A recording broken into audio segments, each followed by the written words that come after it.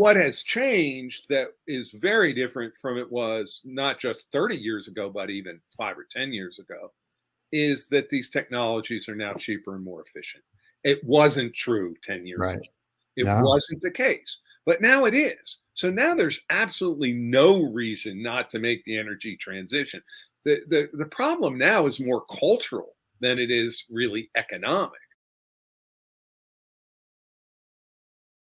This is Andy Revkin at the Columbia Climate School Sustain What webcast with Paul Bledsoe, who is one of these lifer, long-timer, insider minds that I've relied on for a couple of decades, and trying to probe particularly the Washington end of what does or doesn't happen with climate change and related energy choices. Paul he'll tell you a little bit more about his affiliations, but we're talking because this has been an extraordinary juncture for the Biden administration, which had pledged so much action on climate, has deep constraints with a 50-50 Senate, and now has deep constraints through what the White House has just called Putin's, how do they put it? Putin's price hike. And it's not just gasoline at the pump. It's basically lots of different energy fronts have now become totally disrupted by the ongoing invasion, Putin's invasion of Ukraine. So, Paul, if you were sitting in the in the White House, what the hell would you advise? This reminds me so much of past cycles, but even more so. Obama had a moment when gas prices soared, and he talked about the perils of a shock to trans energy policy. But the thing, how do you cast what's going on now in the context of these past cycles? And then we'll get to that question of what would you say?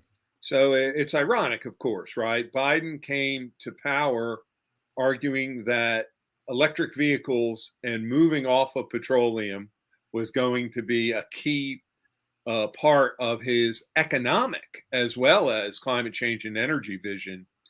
And of course, events, dear boy, short circuit things like that. And those events include broader inflationary trends in the US economy, global economy, the war, Russia's invasion of Ukraine, and then the intransigence of a few US senators, including Joe Manchin. So what we have is a current state of affairs where Biden is having to act through regulatory policy and executive action to both deal with near-term gasoline and other energy inflation, including by releasing oil from the Strategic Petroleum Reserve.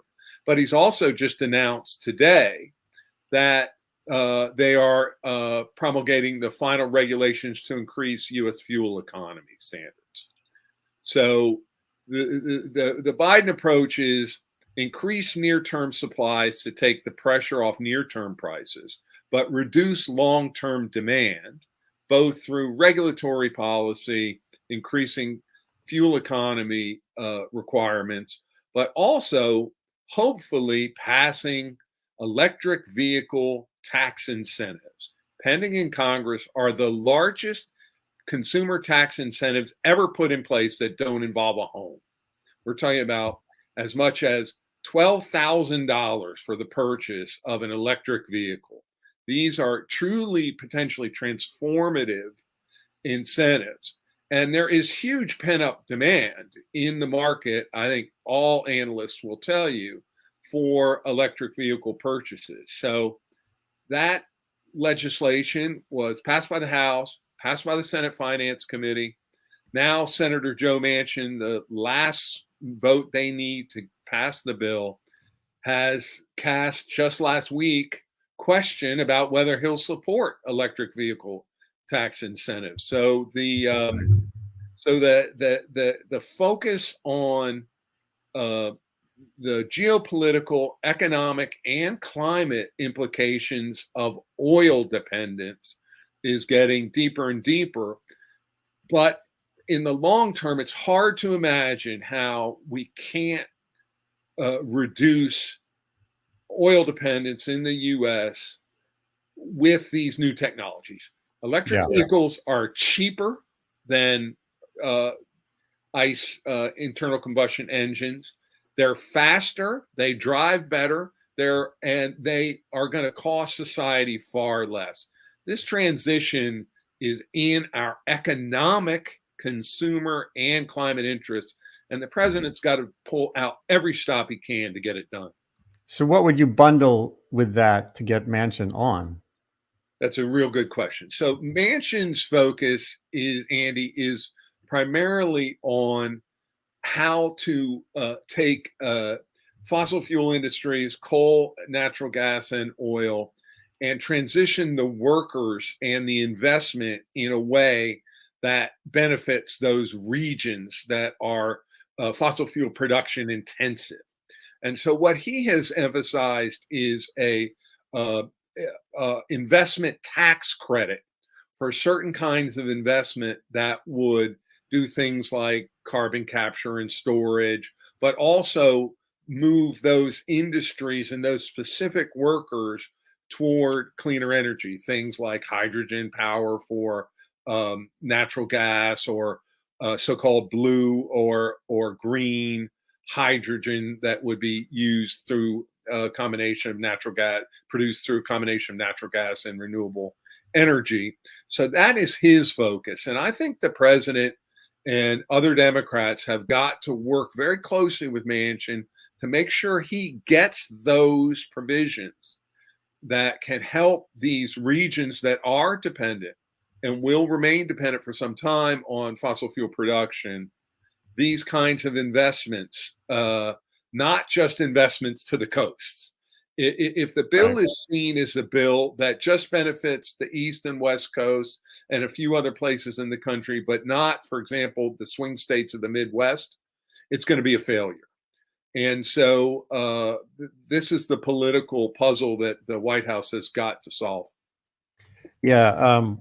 And what does the left have to do here? When I say left, I mean sort of the progressive climate movement. They've just spent a year essentially turning Joe Manchin into this kind of singular monster figure. And there's even yesterday, no, it was today, Coral Davenport's story in the Times says the only thing going on seems to be informal chit chat, according to Manchin. Well, there's a slip of the tongue. With between him and the administration and others. So if this is the urgent situation, the near-term situation, meaning right now, between now and the midterms, right? What does the progressive side of this equation have to do? My primary affiliation is with a group called the Progressive Policy Institute. We like to think we're problem solvers that take the concerns of progressives and solve them in pragmatic ways. Our slogan is we're radically pragmatic. And I think this is an example where some pragmatism can actually get us where we need to go. What Manchin has said is that he's increasingly concerned about inflation, both in the broader economy and in the energy economy. And I think there's a strong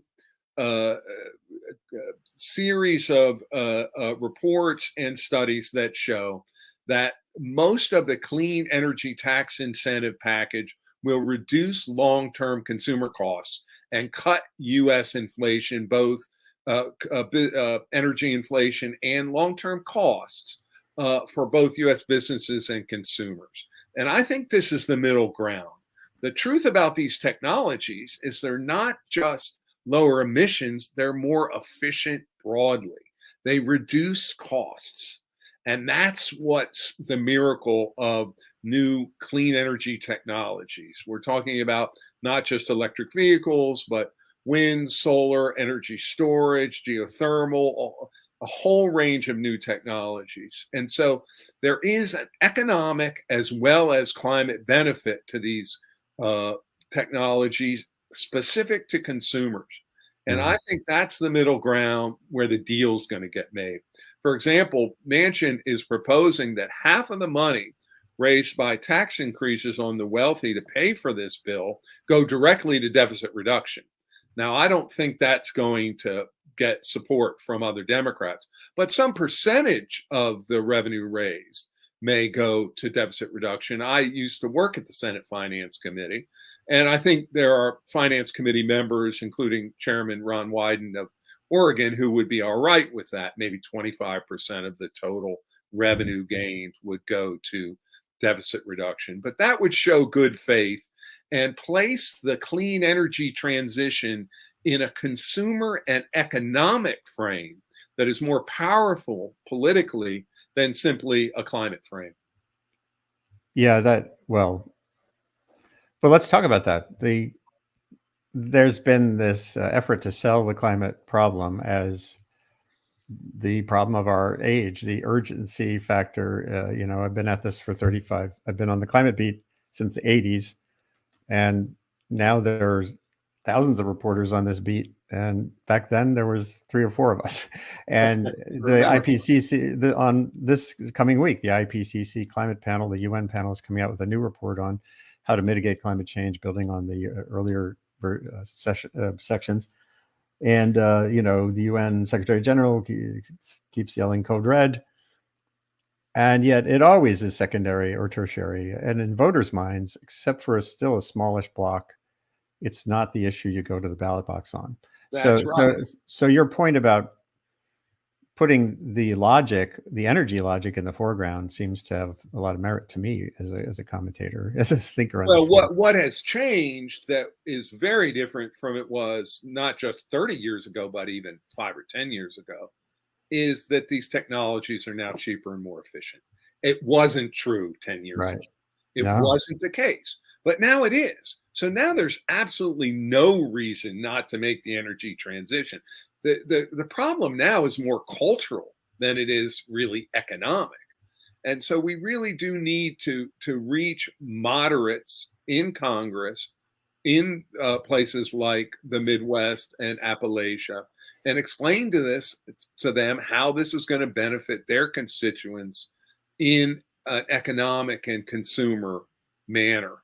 And I think the case is so strong for that I actually believe we are going to get a bill. I think we're going to get a standalone bill focused on the $325 billion tax incentive, clean energy tax incentive policy that passed the Senate Finance Committee. There'll be some changes to that bill, but the overall bill will stay the same. I think the bill will also have deficit reduction. It'll have some money for climate resilience. It'll have additional money for, I think, a worker transition, fossil fuel industry transition. But I think that's the package. And I think we are going to get it this year. I think what's changed is 2 things. Mm-hmm. I think the Russia's invasion of Ukraine has increased energy security pressure and rationale for such a bill, because clean energy will help us, as the president keeps saying, in terms of our long-term geopolitical position on energy. But also high inflation has increased an emphasis on getting new lower price electricity supply and transportation supply into the economy. So those new elements, security and inflation, I think are increasing the chances we get a bill this year. That sounds great. And when you tie that to the, I guess you'd call it patriotic aspect of this as well, that feels like that can cross some boundaries that have been pretty firmly uncrossable in Congress. Well, I think certainly for Joe Manchin, the big, 800-pound elephant, all puns intended, is how the entirety of the Republican Party can be against something like electric vehicle tax incentives. Right. Every country in the world is incentivizing electric vehicles. The Chinese are putting massive amounts of money at every point in the system, production, consumer, you name it, for electric vehicles. That's why they have 75% of the global market now. To see this technology of the future to our competitors is crazy economic policy, and yet it's precisely what the Republicans are doing. I really want Democrats to nationalize this midterm election around these issues, because average voters can understand that Republicans are in the pocket of oil companies and electric vehicles are going to be cheaper and better. Average voters can get that. That's not rocket science. And the Republicans are in an impossible to defend position in any rational manner. And so when you're looking at building a long-term coalition, you've got to force the Republicans to take a more reasonable position on these issues. For sure. And I'll add another element, at least for some parts of the country, which isn't just the car, it's the home. Energy costs at home, heating oil. You know, I'm in the among the 5 million people who still heat their houses with heating oil, and the Northeast particularly. It's less relevant out in the other parts of the voting map, but gas prices, natural gas as well, the fluctuations are something you can campaign to against through the Electrify Everything push, that kind of thing. I think natural gas is a very complicated issue That's for sure at this moment right now. I've written a report last December for the Progressive Policy Institute. I think that was pretty prescient on the EU reliance on Russian gas. And what it said was it was unsustainable geopolitically and from a climate perspective. The Biden administration actually has a huge climate opportunity when it comes to natural gas. We should be driving down our fugitive emissions, our leaks of methane, a super greenhouse gas, to the lowest in the world, and then marketing our gas both domestically and internationally as the best for the climate, which it will be. And so the industry is actually putting huge money into this. They're pretty smart. And the gas industry realizes that their license to operate will hinge on how effectively they mitigate methane in the long run. So you have the largest U.S. exporter of liquefied natural gas, Cheniere, announcing that next year it will label every one of its cargoes with exact life cycle greenhouse gas emissions. So you will know exactly the level of greenhouse gas emissions that every cargo has. This suggests to me that the U.S. has an opportunity to use our regulatory and technology prowess to drive down emissions from natural gas and displace coal, not just domestically, but globally.